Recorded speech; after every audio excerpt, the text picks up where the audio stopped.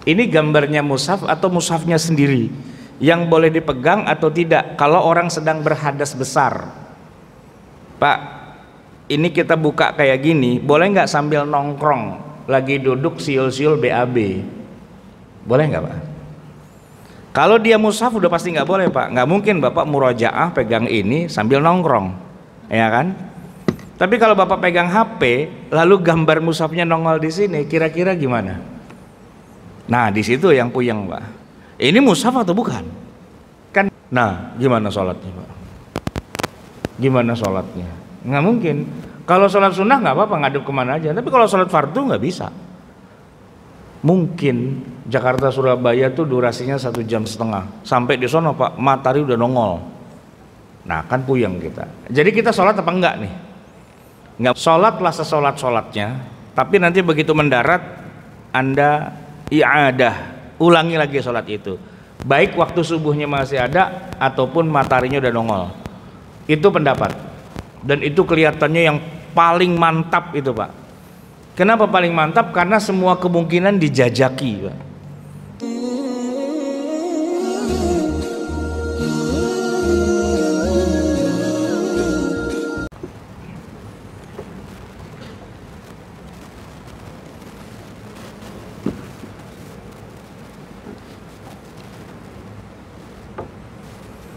Bismillahirrahmanirrahim.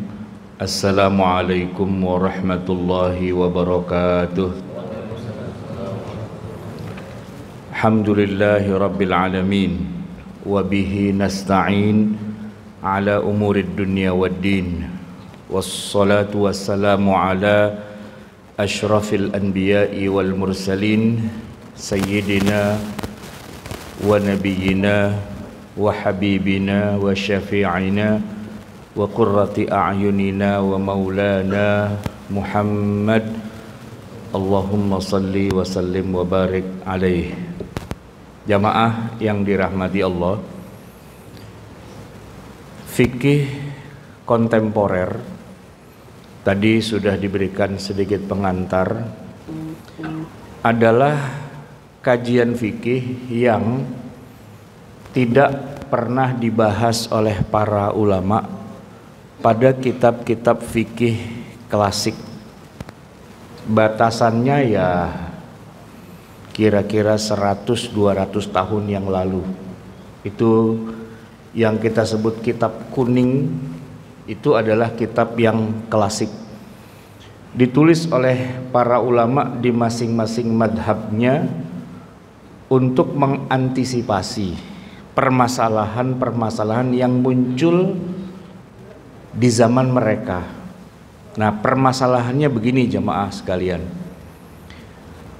100-200 tahun terakhir umat Islam itu betul-betul mengalami stagnan. Stagnan itu maksudnya para ulama itu boleh dibilang bukan tidak ada, tapi kualifikasinya, standarnya itu tidak seperti di masa-masa sebelumnya. Kalau di masa-masa sebelumnya kelasnya itu memang kelas mujtahid, dalam arti mereka memang punya kapasitas, punya kemampuan untuk bisa melakukan ijtihad secara legal, secara resmi, secara sah, dan diterima serta diakui hasil ijtihadnya oleh mayoritas umat Islam. Itu selama berabad-abad. Tapi terakhir-terakhir, wabil khusus ketika dunia Islam mengalami penjajahan, nah maka kemudian gerakan intelektualitas Islam itu seperti surut, hilang.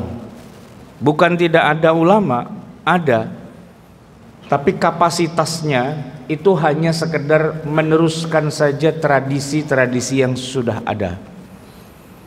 Dalam arti kitab-kitab fikih itu dibaca Pak, di pesantren, di kampus-kampus keislaman, di Al-Azhar, itu tetap dibaca, dikaji di dalam halakoh-halakoh, di dalam kajian-kajian para ulama itu masih dibaca. Nah, tapi masalahnya adalah yang dibaca itu kitab fikih klasik, sebutlah misalnya Matan Al-Ghaya wa Taqrib. Ini kitab rata di seluruh Indonesia. Atau mungkin yang lebih rendah lagi untuk usia yang lebih di bawah, Safinatun Najah.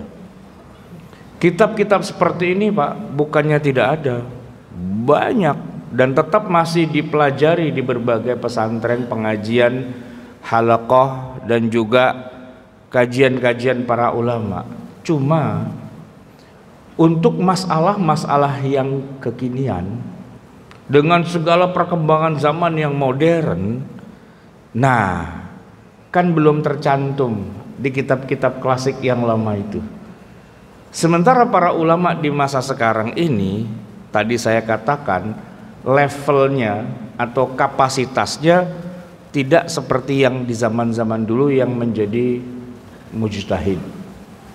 Nah, sehingga kita kehilangan satu peluang besar untuk bisa mengantisipasi perkembangan zaman lewat ilmu fikih.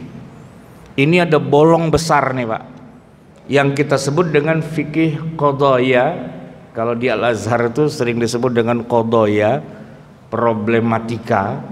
Ya karena memang belum dibahas oleh para pakar ulama klasik kan. Jadi itu jadi problem besar gitu. Dan ketika kemudian mau diijtihadkan di zaman sekarang, kapasitas mujtahidnya, nah ini yang agak apa istilahnya, agak kompleks. Saya tidak mengatakan ulama sekarang itu kurang berkualitas. Mereka berkualitas Pak. Cuman masalah yang harus ditangani itu sedemikian kompleksnya sampai-sampai nggak mampu untuk menanganinya. Jadi gini Pak, saya kasih sebuah perbandingan ya.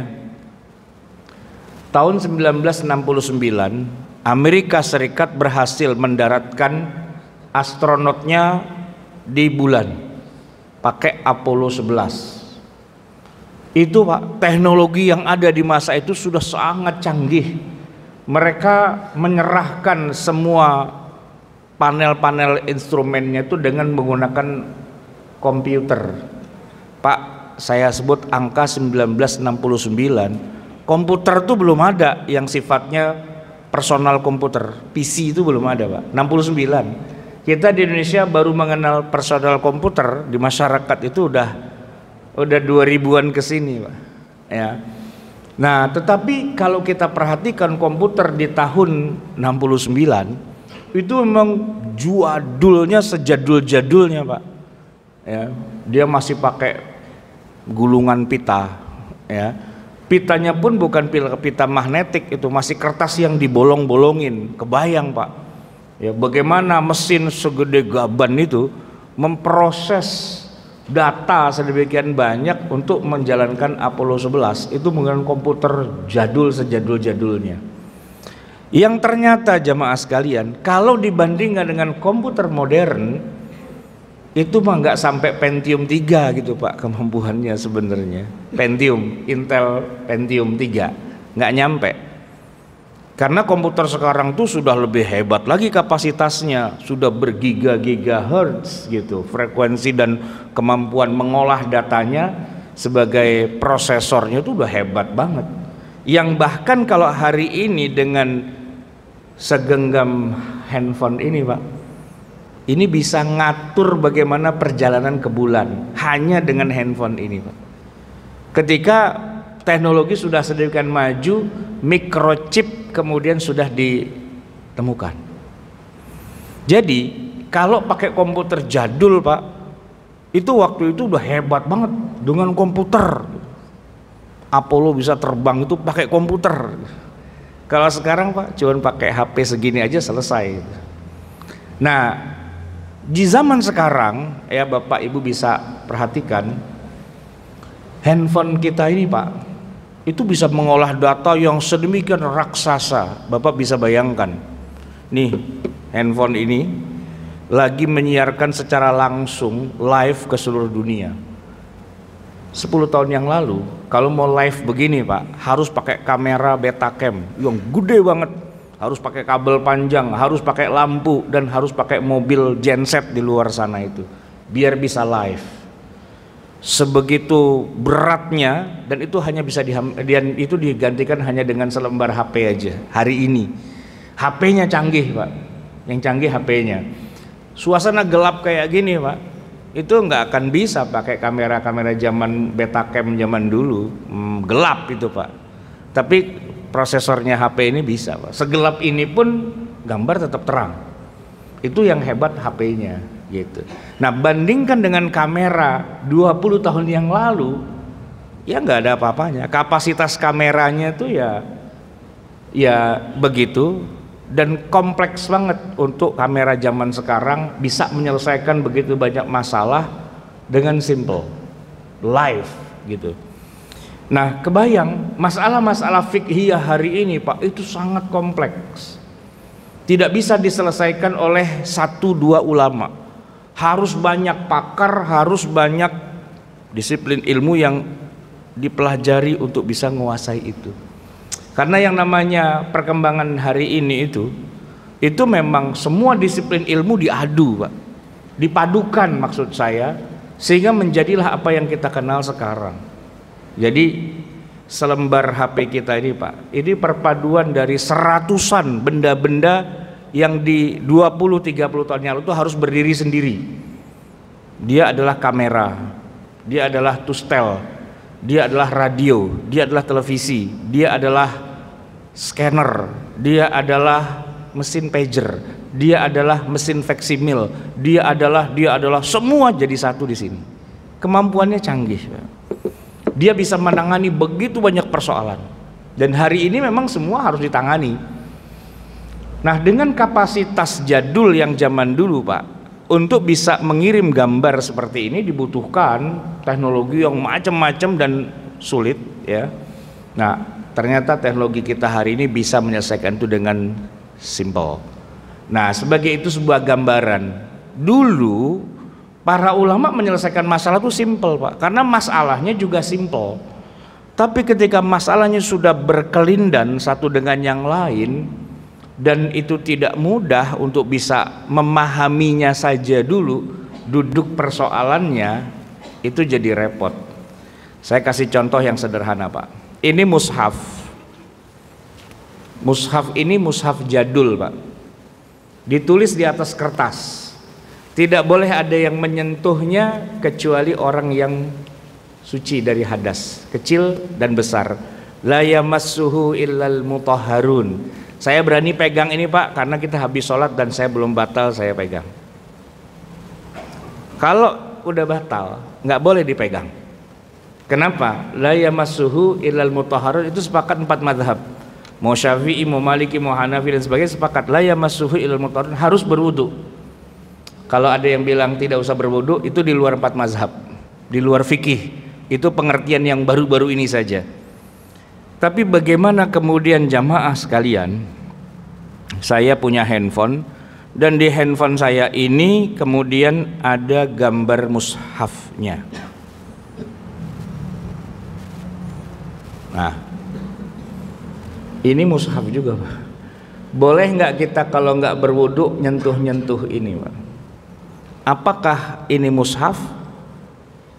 Ya kayak mushaf. Ibarat kata ini ada mushaf, di scan atau di foto, fotonya mushaf, tapi dengan kualitas piksel yang bagus, seolah-olah ini seperti mushaf betulan, kayak bukan foto, kayak bukan scan, kayak betulan. Pertanyaannya, ini mushaf atau gambarnya mushaf? Gimana Pak kira-kira? Pusing kita, ya kan? Gini Pak.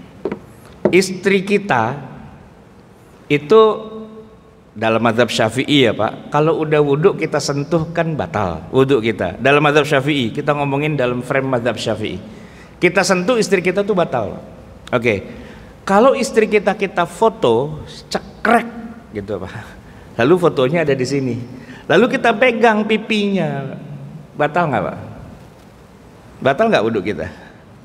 Enggak kan? Kenapa? Kan yang dipegang bukan istrinya, gambarnya doang. Dan itu cuman Gorilla Glass doang gitu Pak. Cuman kaca doang sebenarnya. Nah, problematikanya adalah lalu kalau mushaf yang ada di sini bisa nggak kita sebut sebagai mushaf atau itu cuma gambarnya mushaf? Ini gambarnya mushaf atau mushafnya sendiri yang boleh dipegang atau tidak kalau orang sedang berhadas besar? Pak, ini kita buka kayak gini, boleh nggak sambil nongkrong lagi duduk siul-siul BAB? Boleh nggak Pak? Kalau dia mushaf udah pasti nggak boleh Pak. Nggak mungkin Bapak murojaah pegang ini sambil nongkrong, ya kan? Tapi kalau Bapak pegang HP lalu gambar mushafnya nongol di sini, kira-kira gimana? Nah, di situ yang puyeng Pak. Ini mushaf atau bukan? Kan kita harus memahami apa itu mushaf, gitu Pak. Para ulama mengatakan mushaf itu adalah segala benda yang tertulis di ayatnya ayat Quran. Oke? Ini kan tertulis ayat Quran, berarti mushaf. Tapi begitu kita pencet, ayatnya hilang. Sejak zaman Nabi sampai hari ini Pak, nggak ada mushaf itu yang kalau dipencet ayatnya hilang. Sekali ditulis ya ditulis sudah, untuk selamanya ada di situ. Nah, tapi kalau dia dipencet ayatnya hilang, kan nggak jadi mushaf lagi. Gini Pak, ini ada tembok, lalu kita pakai proyektor, ya kan, kita colokin ke laptop yang gambarnya mushaf, tembak ke dinding, keluarlah mushafnya di dinding, nyalain, mushaf apa bukan itu Pak? Proyeksi dari proyektor yang gambarnya mushaf, itu mushaf apa bukan di dinding? Kalau kita bilang mushaf terus kita matiin, tet, hilang dia. Nah, itu kan kompleks tuh Pak. Itu contoh aja ilustrasi betapa kompleksnya sesuatu di hari ini. Sekedar ingin mengatakan mushaf elektronik itu gimana hukumnya? Apakah dia sama dengan mushaf yang sesungguhnya kah? Atau dia hanya gambaran imajinasi tentang mushaf gitu. Sekarang saya terusin Pak, foto. Melihat aurat wanita yang bukan mahram itu kan haram Pak, ya kan? Nah, sekarang begini saya kasih contoh Pak. Ada suami istri bercerai Pak, sudah habis masa iddahnya 3 kali dari masa haid kan begitu. Udah bukan jadi istrinya lagi Pak, udah kawin sama laki-laki lain. Boleh nggak dia memandangi foto istrinya yang tidak pakai kerudung? Boleh nggak Pak? Fotonya loh, bukan orangnya. Kalau orangnya nggak boleh dilihat. Tapi kalau foto mantan istri, habis mandi Pak, cuman pakai anduk doang, boleh nggak? Itu foto istrinya Pak, foto istrinya waktu itu tapi. Nah, ketika istrinya sudah bukan istrinya lagi kan udah nggak boleh dilihat tuh Pak, udah jadi istri orang. Nah, tapi waktu difoto dulu itu foto dia dan dia suaminya, gitu kan? Atau di videoin. Video rekaman zaman dulu masih ada nih di HP, ya kan, waktu lagi bulan madu, boleh dilihat nggak Pak? Nah, kan puyeng di situ Pak. Emang sengaja saya bikin puyeng aja Pak, gitu, ya kan? Nah, hukum-hukum seperti inilah yang tidak terbayang ketika dulu para ulama menuliskan kitab fikih, nggak terbayang itu Pak. Tapi begitu datang serbuan teknologi, banyak masalah fikih yang jadi pertanyaan besar, dan saking gagapnya kita dengan teknologi, kita pun beda-beda pendapat pula, berantem juga kita dengan sesama muslimin. Prinsipnya sama Pak, prinsip dasarnya, tapi implementasinya yang berbeda.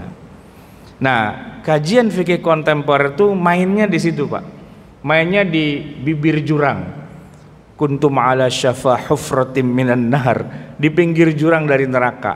Soalnya apa? Kalau kita di zaman dulu selesai masalahnya, oleh para ulama udah dibahas.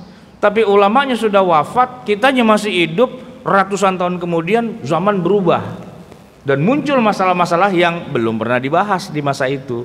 Makanya jadilah yang namanya qadhiyah, problematika fikih. Itu yang dimaksud dengan fikih kontemporer. Baik jamaah sekalian yang dirahmati Allah, kajian fikih kontemporer kita ini sebenarnya bukan hanya masalah teknologi, Pak. Walaupun memang keseringannya munculnya gara-gara ada teknologi. Saya mau angkat satu tema yang simple aja. Sholat 5 waktu, Pak. Di zaman Nabi, yang namanya Nabi kok bepergian naik kendaraan, naik unta, untuk urusan sholat itu simple, Pak. Cuman 2 aja. Kalau sholatnya sholat sunnah, Nabi tetap sholat di atas onta kemanapun ontanya menghadap, nggak masalah karena sholat sunnah. Tapi kalau sholatnya sholat fardu yang 5 waktu, Nabi tidak pernah sholat di atas onta. Beliau pasti turun. Dan turun dari onta itu gampang, Pak. Gampang, ya tinggal turun aja. Berhentiin ontanya, suruh nunduk dia. Saya lupa tuh onta kalau nunduk depan dulu apa belakang dulu, Ustaz? Onta itu kalau dia yabrukun naqah gitu kan, kaki, iya dua, empatnya kan kaki semua, Pak. Depan apa belakang? Depan dulu ya, dia nungging gitu kan, baru kemudian belakangnya gitu kan. Nih Ustadz kita ini lama di Mesir nih, Pak, dia sering lihat onta duduk gitu, ya kan. Nah, kan tinggal ontaknya suruh turun duduk ini, Nabi turun. Lalu gelar sejadah kayak apa segala, sholat, cari arah kiblat, selesai. Onta, Pak. Nah di zaman sekarang, Pak, yang kita punya pesawat terbang, ya kan, masuk waktu sholat, gimana nih kita? Bilang sama kapten, udah masuk waktu sholat nih, bisa nggak cari musola terdekat? Kan nggak bisa, Pak, ya kan? Karena yang kita taikin bukan onta, yang kita taikin pesawat yang terbang jauh. Ini sholatnya bagaimana nih? Sebenarnya simpel, Pak. Orang naik pesawat itu nggak ada yang jarak pendek 5 kilo, 10 kilo, nggak ada. Ke bandaranya aja 20 kilo, ya kan. Naik pesawat pasti keluar kota. Kalau keluar kota pasti musafir kan, Pak. Jadi simpelnya gini, Pak. Naik pesawat itu tidak usah mikirin sholat. Kenapa? Karena kita bisa jamak. Zuhur asar bisa kita tarik ke zuhur atau ke asarnya, terserah. Maghrib isya bisa kita tarik ke maghribnya atau ke isyanya, terserah. Subuh, Pak, yang jadi masalah itu. Problem nih, Pak. Karena kebetulan istri saya punya keluarga di Surabaya. Saya tuh kalau mau ke Surabaya itu puyeng mikirin subuhnya, Pak. Soalnya bukan apa-apa. Penerbangan paling pagi dari Cengkareng ini terakhir dulu saya lupa tuh ya, 4.10, Pak, terbang tuh Citylink 4.10 subuh jam berapa, Pak? 15 ya? 4.15 4.10 mah terbang, berarti kan kita terbang baru di azan. Nah gimana sholatnya, Pak? Gimana sholatnya? Nggak mungkin. Kalau sholat sunnah nggak apa-apa, ngadep kemana aja. Tapi kalau sholat fardu nggak bisa. Mungkin Jakarta Surabaya tuh durasinya 1,5 jam. Sampai di sono, Pak, matahari udah nongol. Nah kan puyeng kita. Jadi kita sholat apa enggak nih? Nggak mungkin kan bilang sama kapten berhenti kayak di Subang kayak apa di mana, di Purwokerto kayak apa di mana gitu kan, nggak bisa. Dia sekali penerbangan udah begitu. Nah subuh ini puyeng nih, Pak. Disitulah nanti para ulama jadi berdebat itu. Ada 2 nih, Pak. 3 lah. Yang pertama bilang begini, karena waktunya sudah masuk dan kita wajib sholat, Pak. Walaupun nggak berdiri, nggak ruku, nggak sujud, nggak menghadap kiblat juga. Sholatlah sesolat-sholatnya, minimal menghormati waktunya. Itu disebut dengan as-sholatu li hurmatil waqti. Di atas tuh, Pak. Tidak menghadap kiblat, Pak, menghadap Sidoarjo. Orang Surabaya tuh kan di Sidoarjo itu, Pak. Tapi apa itu sholat kayak gitu sah? Nggak ada contoh dari Nabi masalahnya. Kalau ada contoh mah santai. Ini nggak ada contoh dari Nabi. Nabi itu kalau fa idza arada ayyusalliyal fariḍah atau fi riwayah arada ayyusalliyal maktubah nazala wastaqbalal qiblata. Beliau turun dan menghadap kiblat. Nah ini kita nggak bisa turun, nggak bisa menghadap kiblat. Kalau kita naik Saudia, selesai, Pak, urusan. Saudia berbadan lebar, Pak. 3, 4, 3 kan gitu ya. Paling belakang dibuntut, dikosongin tuh berapa kursi. Jadi ada musolanya, ada kompasnya.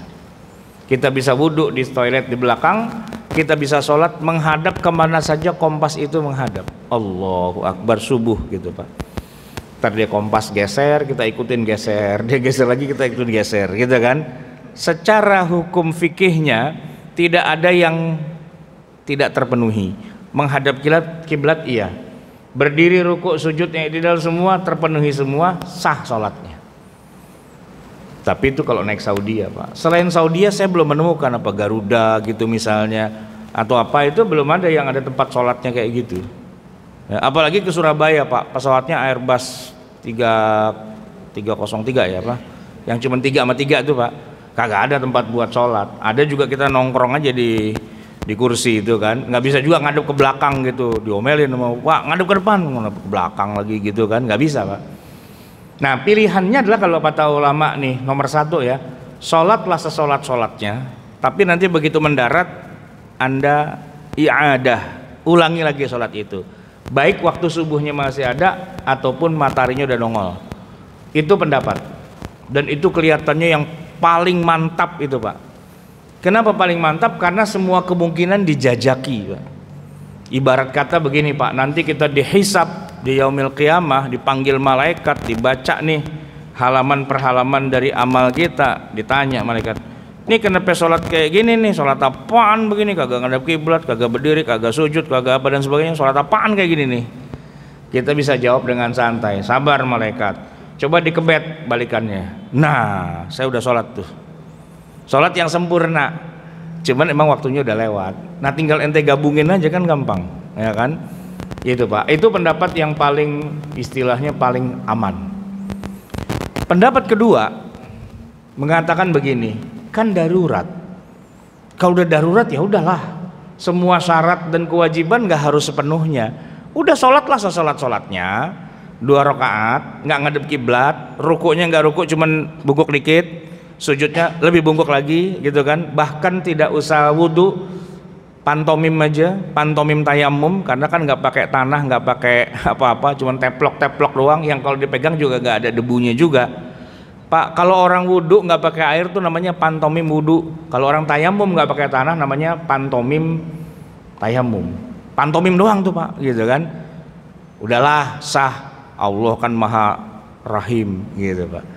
Ini pendapat yang kedua. Kayaknya ini banyak nih Pak yang punya pendapat kayak gini. Udah nyampe dia nggak ganti. Masa Allah segitunya sih, kan kita niatnya udah baik gitu. Tapi ada juga pendapat yang ketiga Pak. Pendapat ketiga mengatakan, oh nggak bisa begitu, nggak bisa, itu nggak sah itu sholat gitu. Mendingan nggak usah sholat sekalian di pesawat, tapi kalau udah sampai walaupun waktu udah lewat, kita qadha, kita ulangi gitu. Itu ada juga tuh Pak, pendapat yang ketiga kayak gitu. Jadi waktu lagi di pesawat dia santai-santai aja. Cuman setelah saya sering melihat ya ke kanan ke kiri itu Pak, kayaknya yang paling banyak bukan yang pertama, bukan yang kedua atau yang ketiga Pak. Yang paling banyak tuh malah pilihan yang keempat. Yang keempat itu di pesawat kagak sholat, udah nyampe juga nggak sholat juga. Emang dasarnya jarang-jarang sholat. Kayaknya itu yang paling banyak itu Pak. Saya sih bukan suuzon Pak, ya, tapi nuduh gitu Pak. Apaan lu kagak ada yang sholat, begitu nyampe juga lewat-lewat aja gitu Pak. Nah ini yang agak susah nih Pak di tengah masyarakat kita. Jadi kita nggak usah nyalahin yang agak beda gitu. Cuman kalau Bapak mau yang paling aman, jaminan mutu lah Pak ya, di pesawat sholat sampai diganti Pak. Ntar kita bilang sama malaikat, dak dedok kena masa bodoh, yang mana aja lah pakai, pokoknya dia bilang ini kenapa ada, ini kenapa ada gitu kan, biar malaikat yang ngereken aja, puyeng-puyeng dia sendiri. Pokoknya kita udah kerjain semua, begitu Pak. Ini tidak ada di zaman Nabi, tidak ada di zaman Rasulullah SAW. Ada kendaraan yang nggak pakai berhenti pas waktu sholat. Itu kalau subuh ya Pak. Tapi kalau yang zuhur, asar, maghrib, isya, nggak usah lah sholat di kendaraan itu Pak, nggak usah. Kenapa? Kita tarik aja. Saya pernah Pak dari Jepang, dari Tokyo pulang ke Indonesia, terbangnya kira-kira jam 11. Zuhur kan masih belum masuk zuhur. Cuman saya tanya tuh, kebetulan waktu itu naik Garuda, jadi pramugarinya kan orang kita. Saya tanya, Mbak, sering nih lewat rute ini? Iya Pak, kenapa emang? Nggak, ntar sampai di Indonesia jam berapa biasanya? Apa udah malam? Apa masih siang? Oh masih siang Pak, kira-kira jam 5-an. Jam 5 ya? Iya. Oke, sip. Gitulah. Bener Pak, jam 5 mendarat. Artinya kan belum maghrib, masih ada waktu asar. Nah zuhurnya sama asarnya saya bawa ke waktu asar, jamak takhir. Udah aman, kita nggak usah bungkuk-bungkuk di pesawat Pak. Ngapain bungkuk-bungkuk? Orang kita bisa sholat yang sah, resmi, official gitu kan. Sholat zuhur dan sholat asar di jamak takhir gitu. Bahkan saya pernah umroh Pak, waktu itu naik apa ya, Lion atau apa gitu ya, berangkat pagi Pak, jam 9 terbang tuh, take off. Dia kan direct Jeddah itu Pak, 9 jam kan.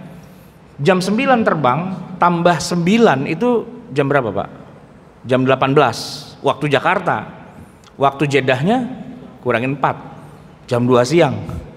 Jam 2 siang Pak, begitu kita turun lagi naik bisnya itu, bis bandara itu, saya terdengar suara Allahu Akbar, Allahu Akbar. Woi, lagi asar tuh.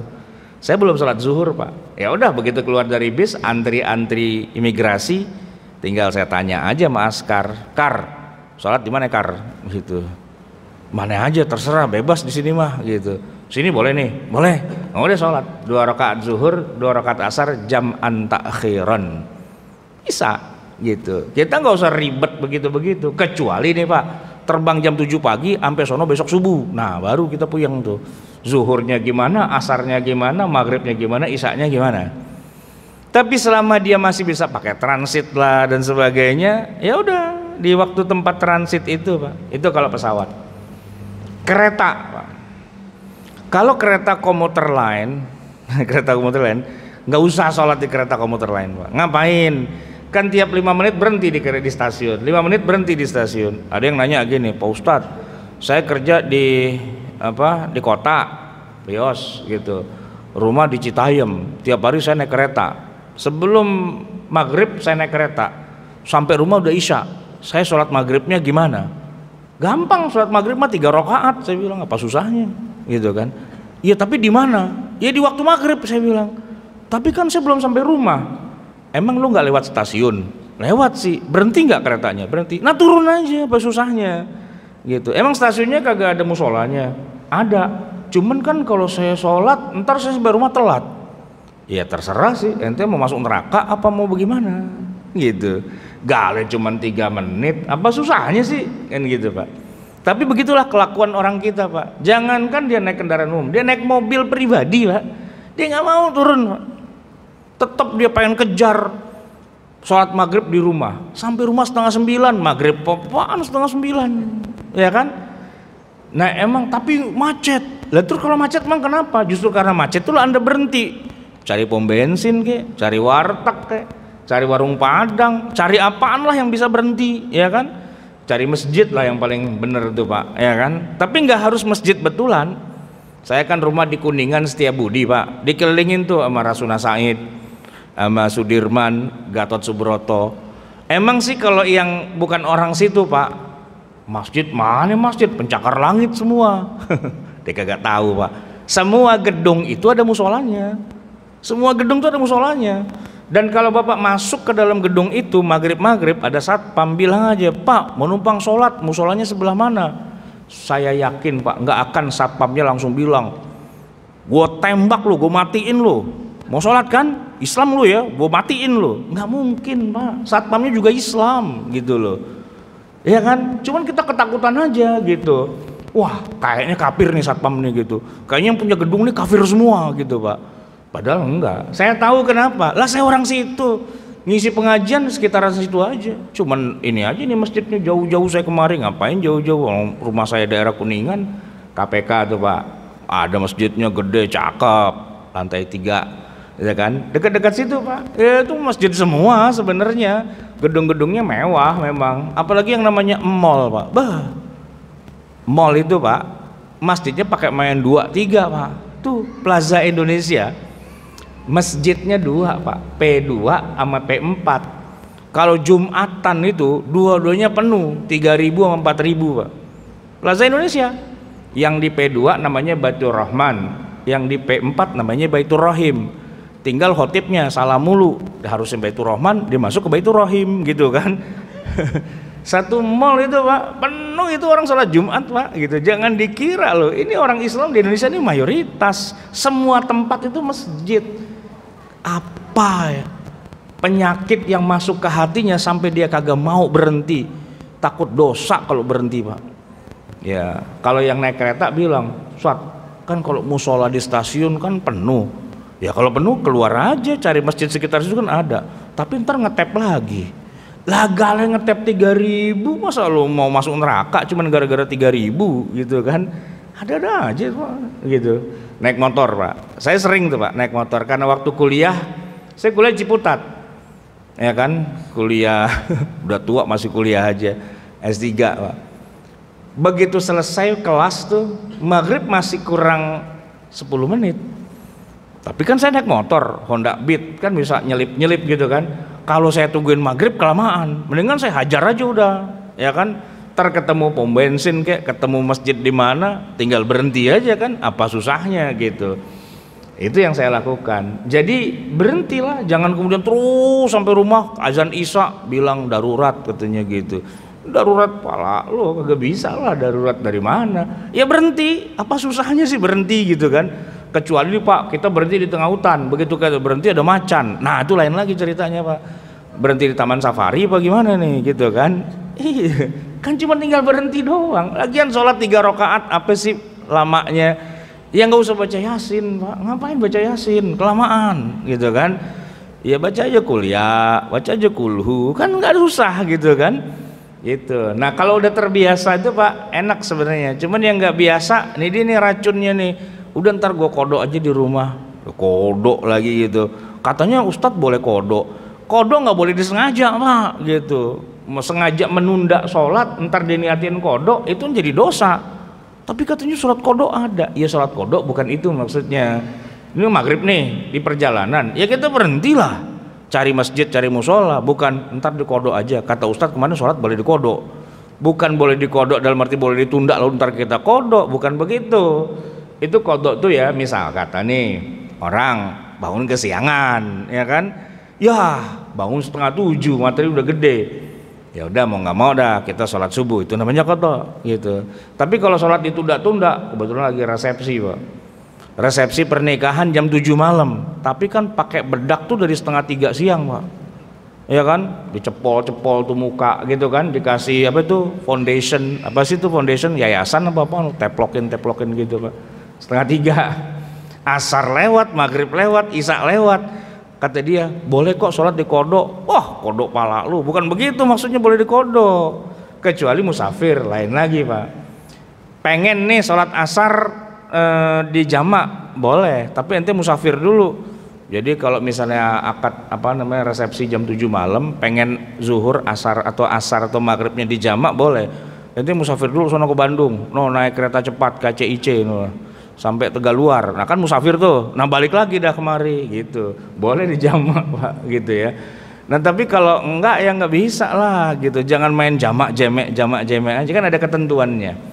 Nah hal-hal kayak gini di zaman Nabi kan nggak ada Pak. Jadi memang kita harus ya istilah kata ngerti bener aturan mainnya, jangan sampai kita lolosin begitu aja. Nah jamaah sekalian yang dirahmati Allah, kalau naik kereta api yang antar kota, ini menarik juga nih pengalaman. Nggak ada di kitab kuning Pak naik kereta api ke Jogja, ke Surabaya, itu nggak ada.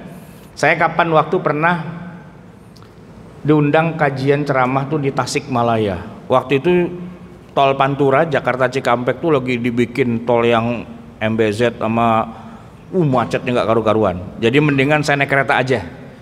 Naik kereta Pak dari Gambir 2:30 sore, ya kan, sampai Tasik ya kira-kira jam 8 jam 9 malam. 2:30 Pak, asarnya di mana? Puyeng saya Pak. Masa asar di kereta sih gitu kan?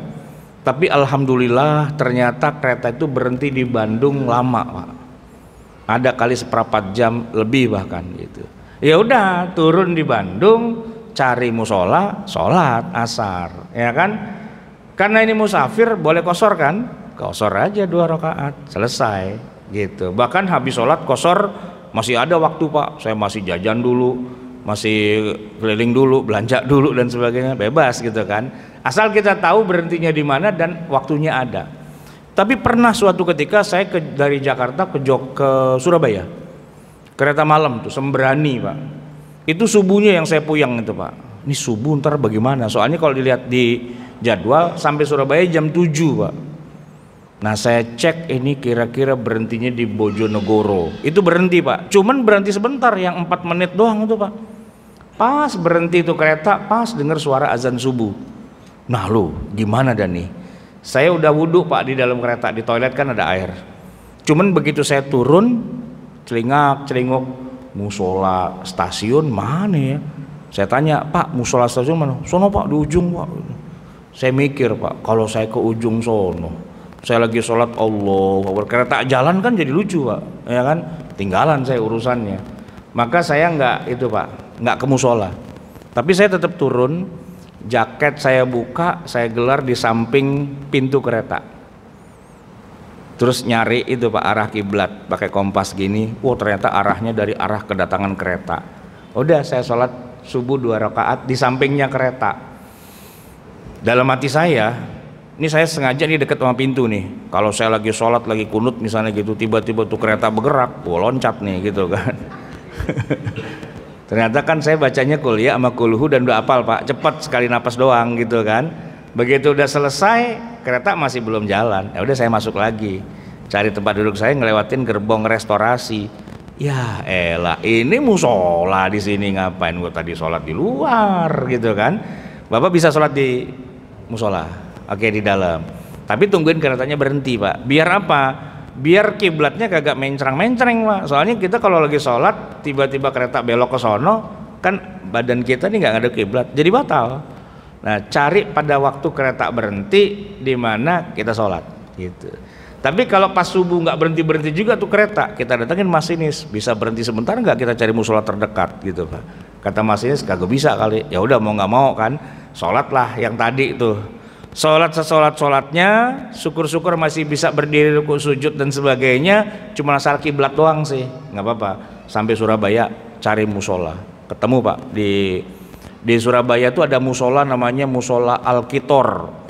Mentang-mentang tuh di stasiun Pak, nama musolanya Al-Kitor. Kitor kan kereta artinya Pak, musola Al-Kitor gitu. Sholat di situ. Nah jadi Pak, sebenarnya sholat yang seharusnya kita lakukan itu, seandainya di kendaraannya itu kita bisa menghadap kiblat, bisa berdiri rukuk sujud dengan benar dan sebagainya, itu aman, boleh sholat di atas kendaraan. Tapi karena kendaraan itu umumnya nggak bisa stabil, kecuali pesawat tadi ya, Saudia misalnya, atau kapal laut. Nah kalau kapal laut bisa Pak. Saya pernah naik Pelni Jakarta Ujung Pandang Makassar itu 2 hari 2 malam Pak. Kebetulan bulan Ramadan pula. Namanya di tengah laut Masalembo tuh Pak ya.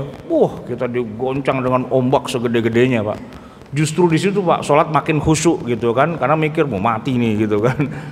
Sholatnya itu Pak, sholat maghrib itu sama sholat isya beda kiblat. Jadi waktu kita sholat maghrib ngadepnya ke sini biasa. Begitu mau sholat isya, kaptennya datang, bentar kiblatnya benerin dulu belah sono. Imamnya ambil sajadah pindah ke sono Pak. Oh pindah nih, pindah ke sono gitu. Bulan Ramadan Pak, sholat isya selesai taraweh Pak. Begitu taraweh tiap 2 rakaat ganti kiblat Pak gitu. Disesuaikan gitu ya. Ya berasa lah itu. Nggak apa-apa, karena kan kapal laut kan nggak langsung begini-begini Pak. Dia lama, paling ntar dia geser sedikit, nanti sama kapten dikoreksi lagi arahnya gitu. Bisa. Jadi kita selamatkan sholat kita sesuai dengan ketentuan sah, rukun dan sebagainya. Kalaupun tidak mungkin juga, ya sholatlah lihormatil wakti, dan setelah itu kita ganti gitu. Jangan cuman sekedar sholat lihormatil wakti tapi nggak diganti Pak ya. Atau jangan udahlah saya nggak sholat Pak, ntar aja kalau udah nyampe. Kalau nyampe, nah kalau pesawatnya nguyuk gimana? Pesawatnya nungsep gitu kan susah itu Pak. Jadi kurang lebih begitu jamaah sekalian. Semoga kita bisa perhatian terkait dengan kewajiban sholat kita di atas kendaraan. Nah yang terakhir jamaah sekalian, kalau sudah istilahnya sholat itu sudah terlewat, maka memang kita wajib untuk menggantinya. Lepas dari kita nggak tahu ya, maksudnya nggak tahu tuh nggak tahu ternyata wajib, cuman karena waktu itu masih bandel kali Pak ya, masih kurang begaul lah, kurang insaf kali ya. Kalau sekarang kan udah rada insaf lah gitu, udah sering ke masjid mulu gitu, jadi wah ternyata banyak juga nih sholat yang bolong-bolong.